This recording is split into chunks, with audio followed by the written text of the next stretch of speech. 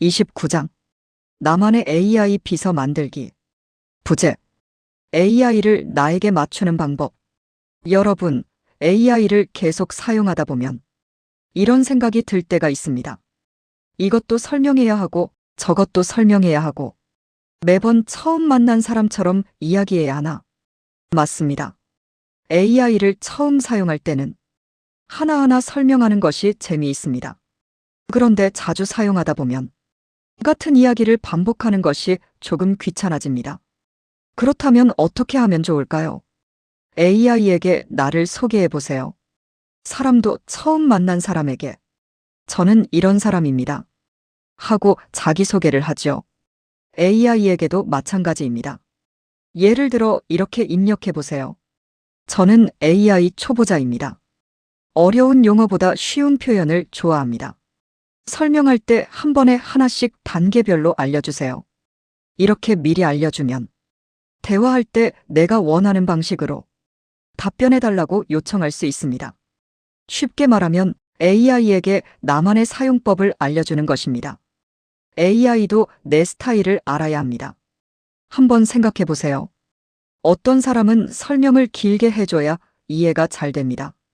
반대로 어떤 사람은 그래서 결론이 뭐예요? 하는 스타일입니다. 또 어떤 사람은 컴퓨터 화면에서 어디를 눌러야 하는지 하나씩 알려주세요. 라고 해야 편합니다. AI에게도 나는 이렇게 설명해주면 좋아요. 라고 알려주는 것입니다. 그러면 AI가 여러분의 요청에 맞춰 답변 방식을 조정하는 데 도움이 됩니다. 29.1. 내가 자주 하는 일을 찾아보기. 먼저 내가 AI에게 어떤 일을 자주 부탁하는지 살펴보세요. 예를 들어 문자 작성, 여행 계획, 글쓰기, 사진 설명, 정보 정리, 일정 정리, 아이디어 찾기, 무엇을 자주 부탁하는지 목록으로 만들어 보세요. 그리고 그 중에서 반복되는 작업을 찾아보는 것입니다. 예를 들어 매주 가족 모임이 있다면 이번 주 가족 모임 안내 문자를 만들어 주세요. 라고 계속 부탁할 수도 있습니다. 또 여행을 갈 때마다 여행 일정을 만들어 주세요. 라고 부탁할 수도 있습니다. 그렇다면 이제 한 단계 더 나아가 보세요. 내가 매번 반복해서 하는 일을 AI에게 더 잘 시킬 방법은 없을까? 이 질문을 해보는 것입니다. 기린쌤과 한이쌤의 대화. 기린쌤. 한이쌤은 AI에게 가장 많이 시키는 일이 뭡니까? 한이쌤. 글을 쉽게 고쳐달라는 부탁을 많이 합니다. 기린쌤. 그럼 매번 쉽게 써주세요라고 말합니까? 한이쌤. 네. 기린쌤. 매번요? 한이쌤. 네. 기린쌤. 그럼 AI에게 아예 알려주면 되겠네요. 한이쌤. 맞습니다. 나는 어려운 표현보다 쉬운 표현을 좋아합니다. 라고 미리 알려주면 되죠. 바로 이것입니다. 자주 하는 일일수록 나만의 방법을 만들어 두는 것. 이것이 나만의 AI 비서를 만드는 첫걸음입니다. 29.2 AI에게 나를 소개하기. 이번에는 조금 더 구체적으로 나를 소개해 보겠습니다. 나의 선호를 알려주는 것도 도움이 됩니다. 예를 들어 나는 설명이 길면 읽기 어렵습니다. 먼저 핵심을 알려주고 필요한 경우 자세히 설명해 주세요. 또는 나는 컴퓨터 초보자입니다. 버튼을 누르는 순서까지 설명해 주세요. 처럼 말할 수 있습니다. 또 이렇게 말할 수도 있습니다. 어려운 영어 단어가 나오면 우리말로 쉽게 설명해 주세요. 한 번에 너무 많은 내용을 알려주지 말고 하나씩 설명해 주세요. 예를 들어 설명해 주세요. 이렇게 나에게 맞는 사용법을 알려주는 것입니다. 나를 소개하는 것도 어렵지 않습니다. 여러분, 자기소개서를 쓰는 것처럼 길게 쓸 필요는 없습니다. 딱 3가지만 생각해 보세요. 나는 누구인가? 예를 들어, 나는 AI 초보자입니다. 나는 무엇을 좋아하는가? 쉬운 표현을 좋아합니다. 나는 어떻게 설명받고 싶은가? 한 단계씩 설명해 주세요. 이 3가지면 충분합니다. 예를 들어 한 문장으로 만들면 저는 AI 초보자이고 쉬운 표현을 좋아합니다. 설명할 때는 한 번에 하나씩 단계별로 알려주세요. 이렇게 됩니다. 어렵지 않지요? 29.3원하는 답변 방식 알려주기. AI에게 원하는 답변 형식을 미리 알려주는 것도 좋습니다. 예를 들어, 답변은 번호를 붙여주세요. 표로 정리해주세요. 어려운 말은 괄호 안에 설명해주세요. 한 번에 너무 많은 내용을 주지 말고 단계별로 알려주세요. 라고 말할 수 있습니다. 또, 가장 중요한 내용부터 먼저 알려주세요. 라고 할 수도 있습니다. 또는, 시니어가 이해하기 쉽게 설명해주세요. 라고 요청할 수도 있습니다. 이렇게 하면 AI가 내가 원하는 답변 방식에 맞춰주는데 도움이 됩니다. AI에게 말투도 부탁할 수 있습니다. 재미있는 실험도 해보겠습니다. AI에게 친절한 선생님처럼 설명해주세요. 라고 해보세요. 또는 친구에게 이야기하듯 편안하게 설명해주세요. 라고 해보세요. 그러면 같은 내용이라도 답변의 느낌이 달라질 수 있습니다.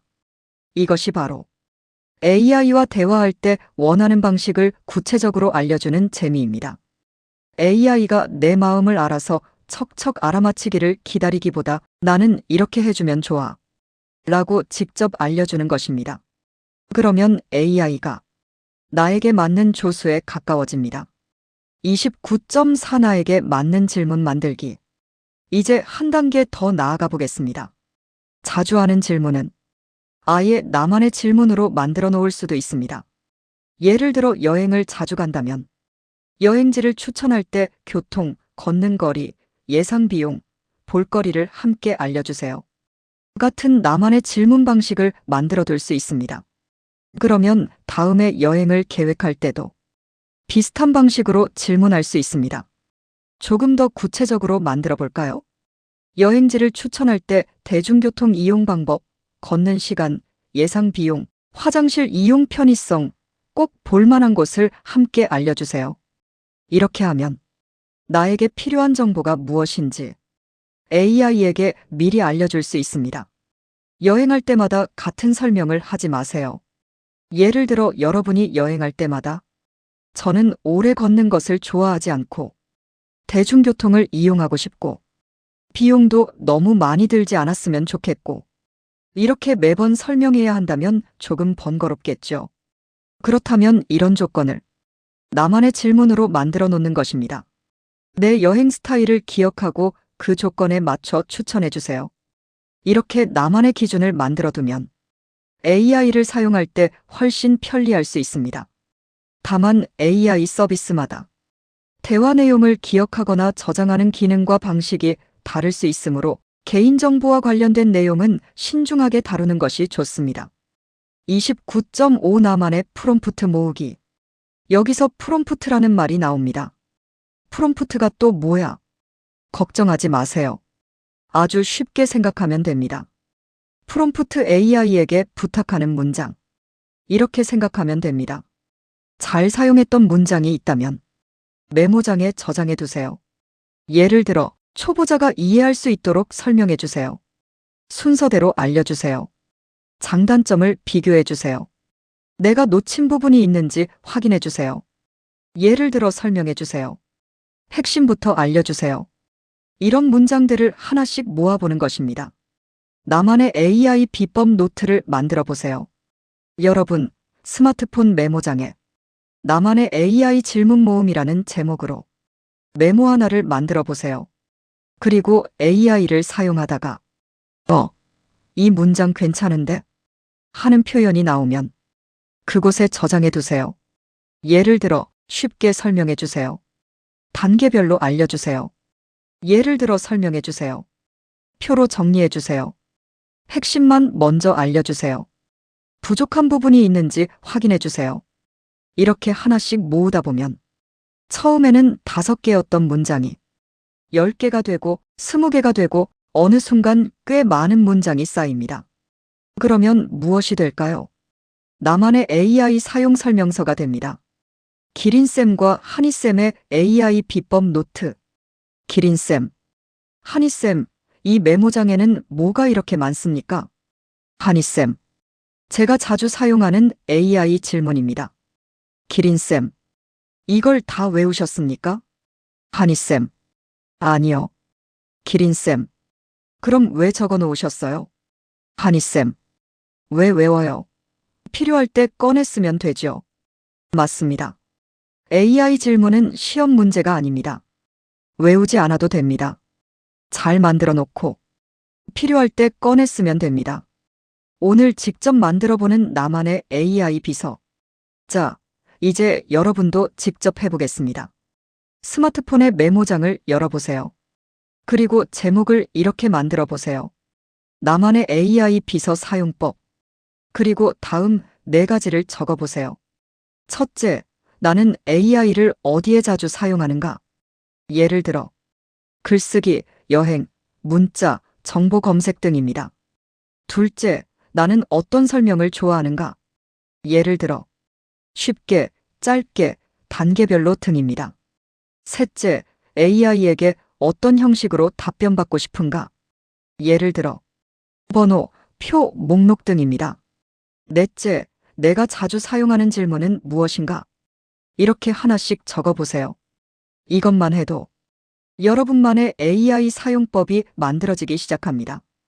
AI를 만능 비서로 만들려고 하지 마세요. 여기서 한 가지 중요한 점이 있습니다. AI를 나에게 맞춘다고 해서 AI에게 모든 일을 맡겨야 한다는 뜻은 아닙니다. AI는 도와주는 조수입니다. 최종적으로 생각하고 판단하는 사람은 여러분입니다. AI가 답을 만들어 주었다고 해서 무조건 맞다고 생각하지 말고 필요한 정보는 확인하고 중요한 결정은 스스로 판단하세요. 특히 개인정보나 금융정보처럼 민감한 내용은 더욱 조심해야 합니다. AI는 내 비서이지 내 인생의 주인은 아닙니다. 이 말을 기억해 두세요. 시간이 지나면 어떻게 될까요? 처음에는 AI에게 무엇을 물어보지? 하고 고민합니다. 그런데 나만의 질문을 하나둘 모으다 보면 아, 이럴 때는 이렇게 물어보면 되는구나 하고 알게 됩니다. 그리고 나중에는 AI를 켜자마자 오늘은 이것부터 물어봐야겠다 하는 생각이 자연스럽게 떠오릅니다. 바로 그때입니다. AI가 어려운 기술에서 생활 속 도구로 바뀌는 순간입니다. 29장을 마치며 여러분, 오늘은 나만의 AI 비서 만드는 방법을 알아보았습니다. AI를 잘 사용하기 위해 어려운 기술을 배울 필요만 있는 것은 아닙니다. 오히려 나는 이렇게 설명해주면 좋아요 라고 AI에게 알려주는 것부터 시작할 수 있습니다. 내가 자주 하는 일을 찾아보고 AI에게 나를 소개하고 원하는 답변 방식을 알려주고 자주 사용하는 질문을 만들어 놓고 잘 사용했던 프롬프트를 모아두는 것입니다. 이렇게 하나씩 쌓아가면 어느 순간 나만의 AI 사용 설명서가 만들어집니다. 그리고 AI를 사용할 때마다 처음부터 다시 설명하는 수고도 줄일 수 있습니다. 오늘 꼭 한 가지를 실천해 보세요. 스마트폰 메모장에 나만의 AI 비서 사용법 이라는 제목을 만들어 보세요. 그리고 첫 번째 문장을 적어 보세요. 저는 AI 초보자입니다. 어려운 말보다 쉬운 표현을 좋아하고 한 번에 하나씩 단계별로 설명해 주세요. 이것이 여러분이 나만의 AI 비서 만들기 첫걸음입니다. 처음부터 완벽하게 만들 필요는 없습니다. 사용하면서 하나씩 고치면 됩니다. 오늘 하나 추가하고 내일 하나 추가하고 다음 주에 또 하나 추가하다 보면 어느 순간 여러분만의 AI 사용법이 만들어져 있을 것입니다. 그리고 꼭 기억하세요. AI에게 나를 알려줄수록 AI를 더 편리하게 사용할 수 있습니다. AI를 어렵게 생각하지 마세요. 여러분이 원하는 것을 말하고 고쳐달라고 하고 다시 요청하고 조금씩 나에게 맞춰가면 됩니다. 그러다 보면 AI는 그저 질문에 답하는 프로그램이 아니라 내가 필요할 때 도움을 요청할 수 있는 나만의 디지털 조수가 될 수 있습니다. 다음 장에서는 지금까지 배운 내용을 실제 생활에서 활용할 수 있도록 100개의 실전 질문을 함께 살펴보겠습니다. 하지만 100개를 외울 필요는 없습니다. 딱 하나만 골라서 오늘 직접 질문해 보는 것, 그것이 가장 중요합니다. AI 공부는 많이 외우는 것으로 끝나는 것이 아니라 직접 사용하면서 시작됩니다. 여러분도 오늘부터 나만의 AI 비서를 한 걸음씩 만들어 보세요. 지금까지 오늘도 디지털 일환의 기린쌤과 한희쌤이었습니다. 감사합니다.